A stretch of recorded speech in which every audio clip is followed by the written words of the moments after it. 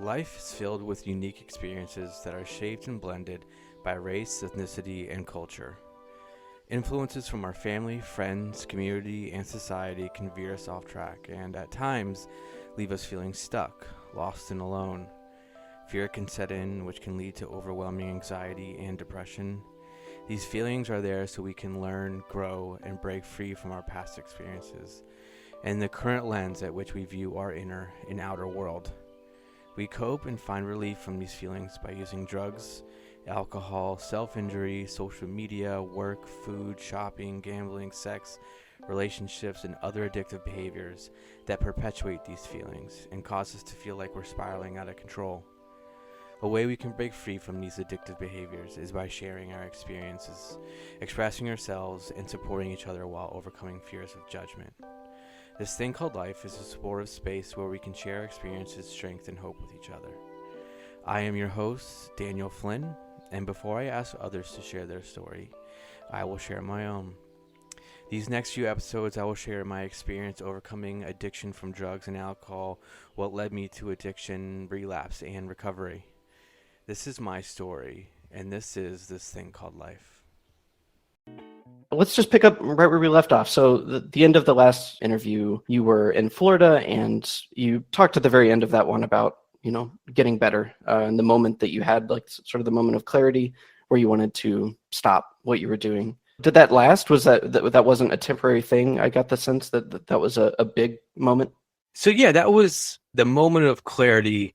It did last. I would say I, had this moment of clarity and let go of alcohol and drugs. And, I was just like in a place where, like I kind of mentioned before, that, I'll kind of do, anything that I got to do to sort of head in a different direction.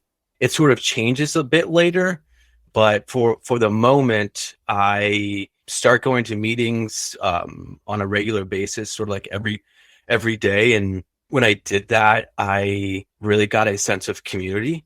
And I think that's something that I was really longing for, being a part of something and being a part of something that was bigger than myself. And I found that going into the rooms of Alcoholics Anonymous, and I got a sponsor, started doing step work with my sponsor. And I also started to do a lot of meditation, and that was extremely helpful, especially for me to this day. That started to change my awareness. It changed how I viewed the world, and therefore it changed the way I viewed myself. I was working as a hostess at a restaurant, and I started like asking questions of, like, who am I? Why am I here? And I kind of realized that these jobs that I was seeking, people didn't really care. People didn't care, like really didn't care what I did.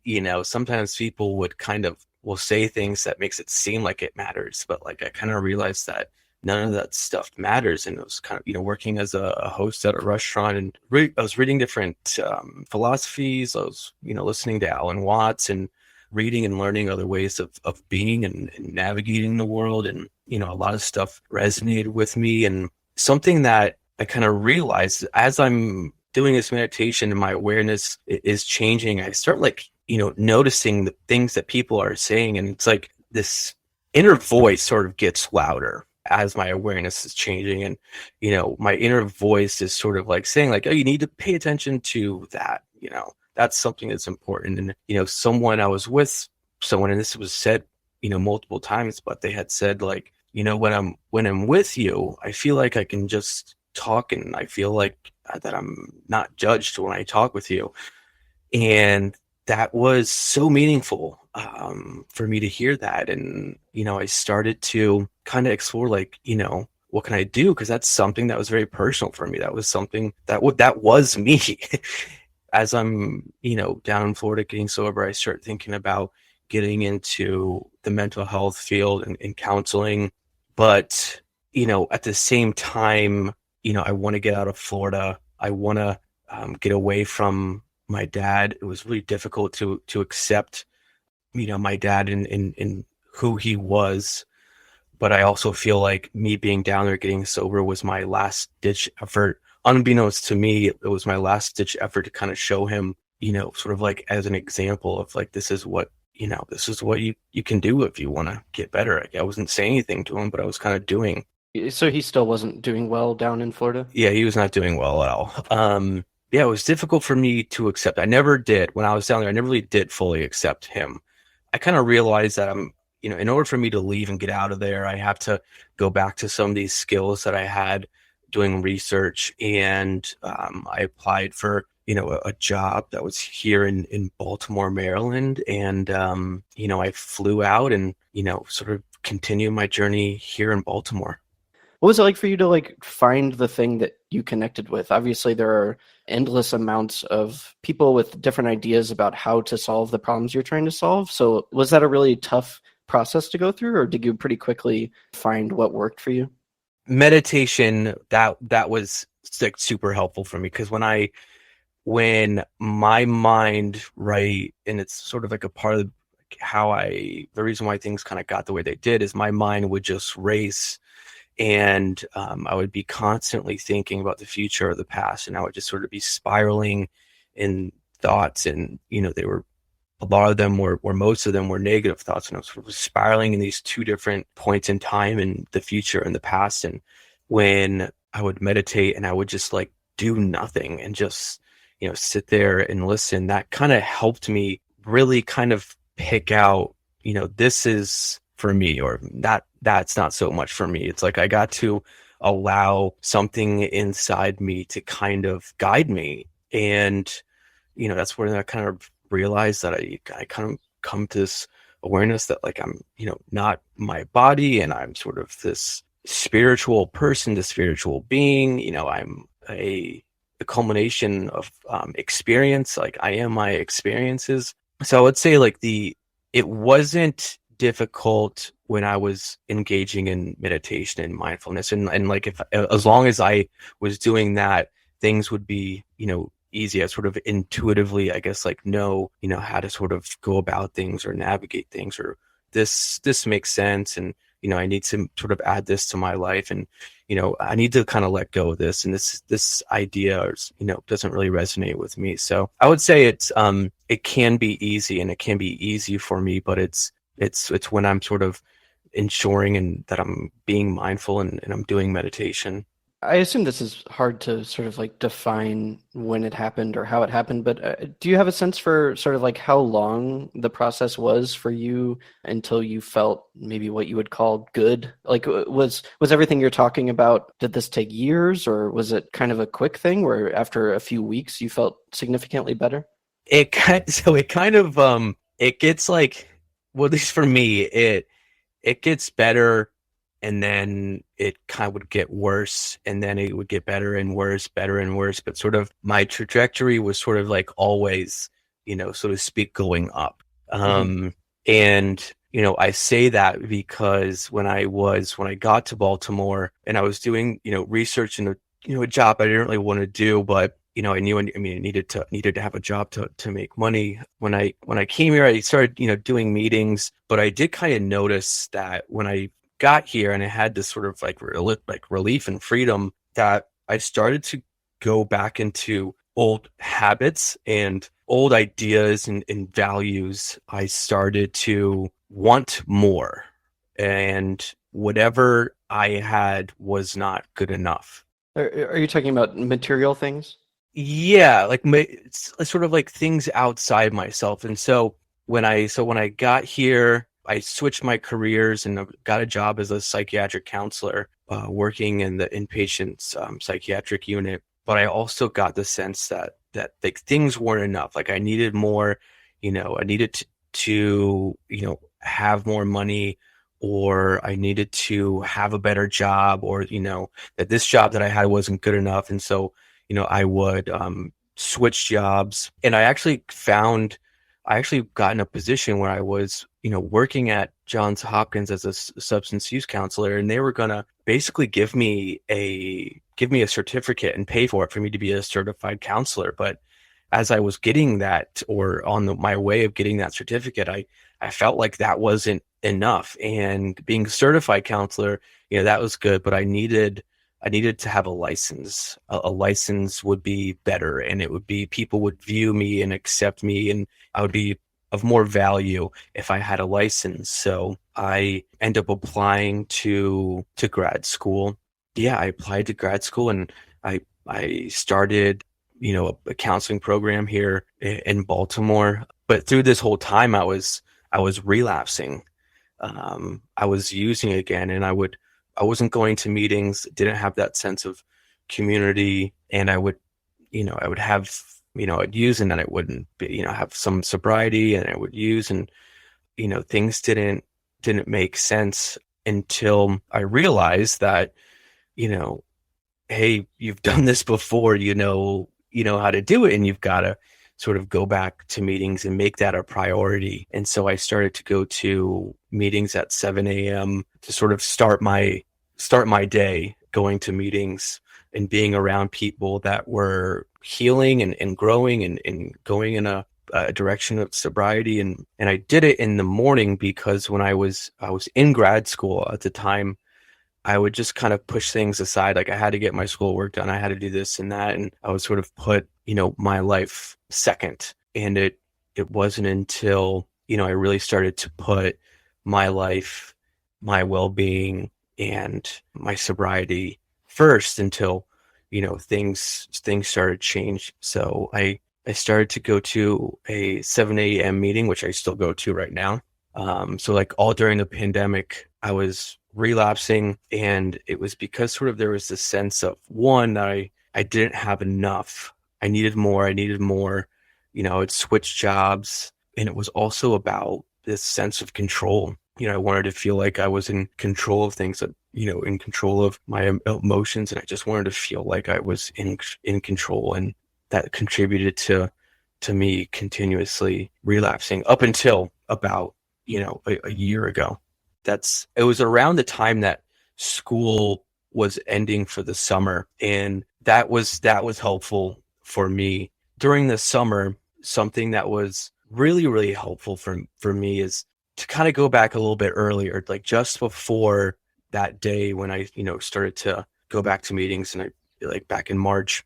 My dad was, I mean, getting worse, getting worse, and getting worse, and he would sort of like reach out to me, and I would get calls from coworkers and people around him that he's not doing well. And each time I felt myself getting pulled back into sort of his life in his chaos. And it got to the point where I just like, I couldn't take it anymore. And so I sort of, my sister and I kind of coordinate things so that all he had to do was accept help. Like we would set everything up that he can kind of go get treatment and things like that. And he didn't have to do anything. He just sort of had to accept help. And I gave him the ultimatum of, like we set everything up. You can accept, right, the help, or I'm going to have to end our relationship. And he chose to keep on going in the direction that he was going. So I severed the relationship with him. I wrote him a letter of why I was doing it, and how I felt about my past experiences with him. And that was very healing for me, and I got to kind of let go. I feel like this whole time I was waiting for him to change, and like I was like leaving this sort of door open for him to walk through, and he just never would. But it was important for me to let go of that relationship. And what was another significant point after that happened, and I'm sober, I'm going to meetings, and I'm sort of healing from my past with him, and I come to this realization that these harmful things that he was doing to me and sort of controlling me and manipulating, that I was doing those exact same things to my past partners. And that was a very big moment for me, because this person that I didn't want to become, like I had sort of already in a way become him, and I was doing these same behaviors that he was doing to other people, and I was doing them. And that was a relief for me to accept that I was doing those things. And I knew that I needed to tell my mom. just like inside, I just knew I had needed to tell someone. And so I told my mom that I was doing these things, right? The things that he was doing to my mom, I was doing to my other partners. And I broke down and crying, but it was in relief. And I remember after I told her, I said, I don't have to do this anymore. Um, and right then and there, I things started to open up like internally for me. And I immediately wrote a poem and I started to paint and draw and play music. And I started sort of like accessing these parts of myself that were always there, but they were sort of hidden underneath. And so that was a big moment for me to kind of to admit that and to admit to my mom that. And then after that, school starts, and I inside this internal voice starts saying, "This is not what you need to be doing.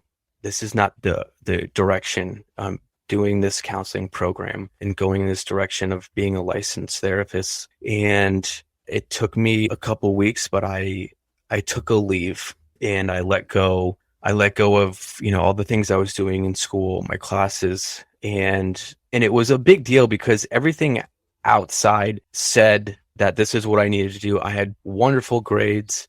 I was asked to be a part of the honor society and be the president of honor society, and that's what I was doing. So like all this stuff was like, saying that this is something I could totally do. And, other people would say that, this is, definitely that's something for you. But in this inner voice was yelling and saying that, you can't do this. So I let go of that and took a leave, which was relieving to do. And then that was back in this past October. And from October until now, I've been sort of like, searching like, so if it's not that, like, what am I supposed to do? Like, cause, this job working as a psychiatric counselor, this is not forever. This is not something I'm going to do for the rest of my life. And it's not this counseling thing. And I started to like search for anything and to like hold on to anything. Maybe it's this, maybe I need to do that. Maybe I need to do this. Maybe I need to do that. And I just started obsessing with it. And that I kind of come to the point where I'm at right now, where I just I let go of like, I don't know. Yeah, I don't know.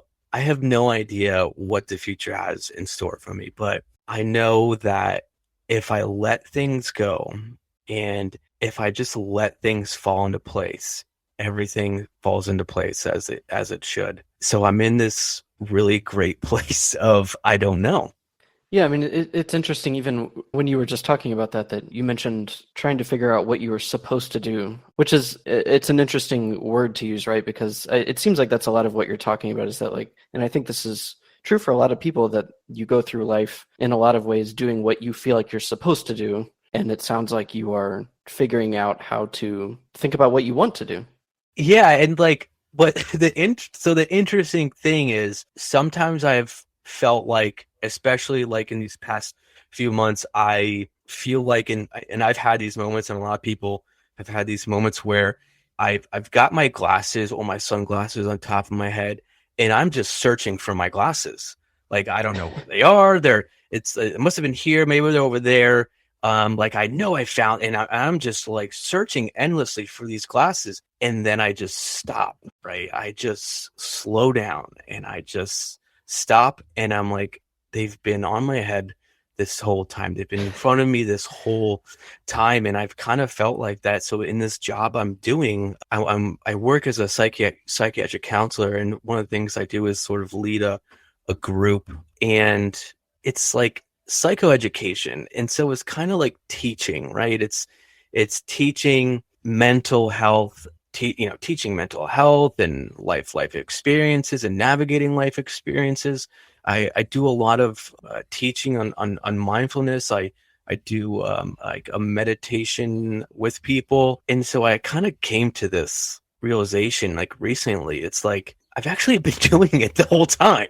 I've this thing. It's just like that's just I just don't want to do it in that space and in that way. But that's something that is important to me, and a part of me, and I get to be me when I'm doing those groups. I get to teach people about mindfulness and meditation, what it is and how it's helpful, and I get to kind of, teach navigating life and how we can, navigate life. And I think that's where I'm headed. I don't know. I don't know what it looks like. Yeah, I don't know what it looks like, but right now it looks like me inside the inpatient psychiatric unit. But that's not going to be forever. That chapter is going to be closing sooner rather than later. I assume that part of the satisfaction from that, I don't know if that's the right word, but just that it probably feels good to use all of these experiences you've had and use them for good, right? To try to help other people so that it wasn't all just things that happened to you and and then there's nothing that comes out of it, you know? Yeah, no, absolutely. I mean, it was like, it's all these things these experiences that I've had. They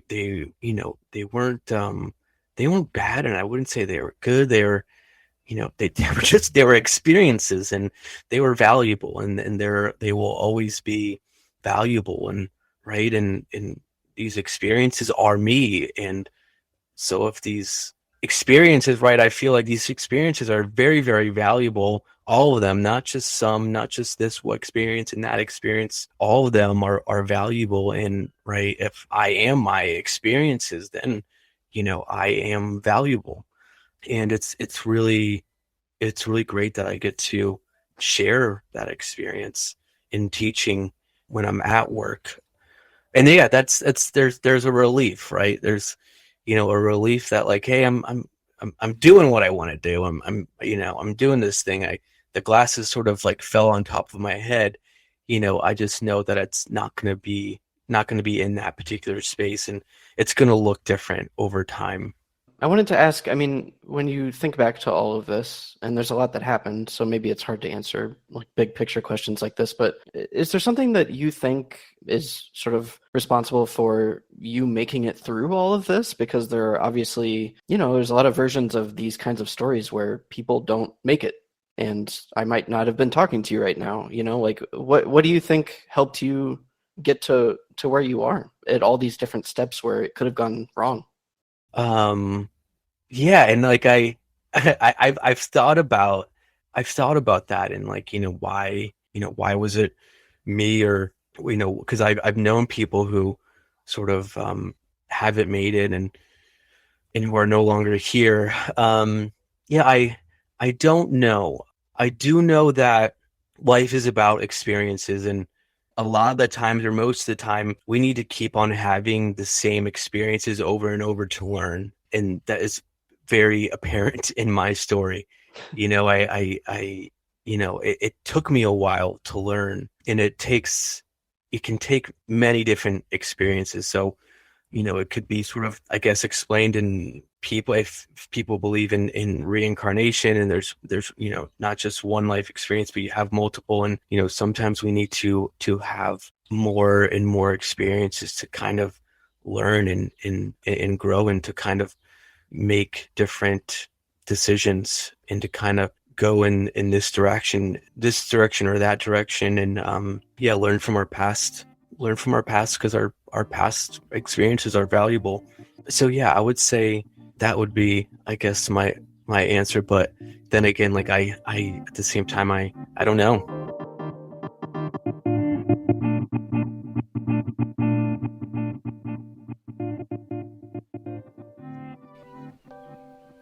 If you or someone you know would like to share their experience, strength, and hope overcoming addictive behaviors, you can contact us by visiting our website, thisthingcalledlife.center, where you can find resources on addiction and mindfulness.